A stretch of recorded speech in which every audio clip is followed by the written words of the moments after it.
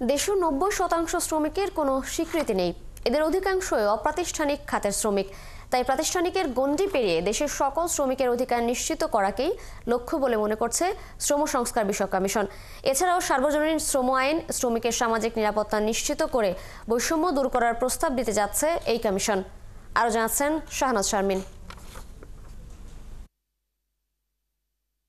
গেল 18 ফেব্রুয়ারি 5টি সংস্কার কমিশনের কাজ সম্পন্ন হবার স্বার্থে তাদের প্রতিবেদন জমা দেওয়ার জন্য 31 মার্চ পর্যন্ত সময় বাড়িয়েছে সরকার।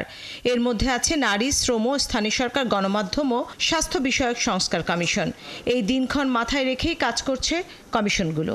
আমাদের কিন্তু আসলে শুনতেই হয়েছে। শ্রম বিষয়ক কমিশনের প্রধান জানান 200-এরও বেশি শ্রমিক সংগঠনের মতামত শুনেছেন তারা। তার মতে শ্রমজীবীদের বৈষম্য এতটা গভীর যে 90 দিনে একটি পূর্ণাঙ্গ প্রতিবেদন প্রস্তুত করা কঠিন। তারপরও প্রস্তাবনা চূড়ান্ত করতে যাচ্ছে এই কমিশন। এটি এক বিশাল কর্মযজ্ঞ, সুতরাং সময়টা বাড়িয়ে সরকার একটা সুযোগ করে দিয়েছে যে এটাকে আরও পরিশীলিত করা, আরও পূর্ণাঙ্গ করার জন্য। আমরা মোটামুটি তৈরি করতেছিলাম যে যাতে 28 ফেব্রুয়ারির মধ্যে দেওয়া যায়। আমাদের কমিশনের সেই ধরনের একটা প্রস্তুতি ছিল, কিন্তু এখন এটাকে আমরা আরও বেশি তথ্য উপাত্ত দিয়ে হয়তো আপনার সাপোর্ট করতে পারবো আমাদের প্রতিবেদনটাকে।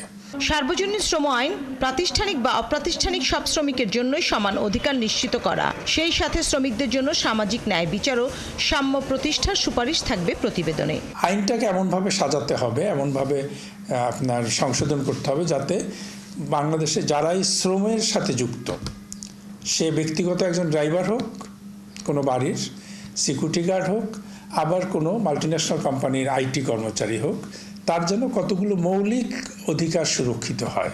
75 বছরের একজন বৃদ্ধকে কেন রিক্সা চালানোর মতো কঠিন পরিশ্রম করতে হবে এমন প্রশ্ন রেখে তিনি জানান, বয়স্ক শ্রমিকের জন্য সামাজিক নিরাপত্তা কর্মসূচির গুরুত্ব থাকবে প্রতিবেদনে। 75 বছরের মানুষ রিক্সা চালায়, একটা সমাজ এটা ধারণ করতে পারে না, কিন্তু চালায় কেন? তার তো যাওয়ার কোনো জায়গা নেই। তাহলে আমাদের যে সামাজিক নিরাপত্তার যে বিশাল অঙ্কের কথা বলা হয়, এই অঙ্কের মধ্যে অনেক ফাঁকফোকর আছে।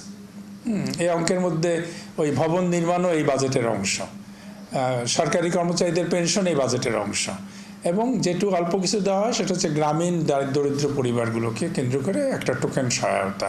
এটা সুরক্ষা বলা যাবে না, আমরা চাই সামাজিক সুরক্ষা। সুস্থ সমাজ, উন্নত ও মর্যাদাপূর্ণ দেশ গড়তে শ্রম খাতের সব বৈষম্য ও বঞ্চনা ভাঙার পরামর্শের কথা বলেছেন কমিশন প্রধান। হাত না পাততে হয় বা দয়ার পাত্র না। শাহনাজ শারমিন, 71, ঢাকা।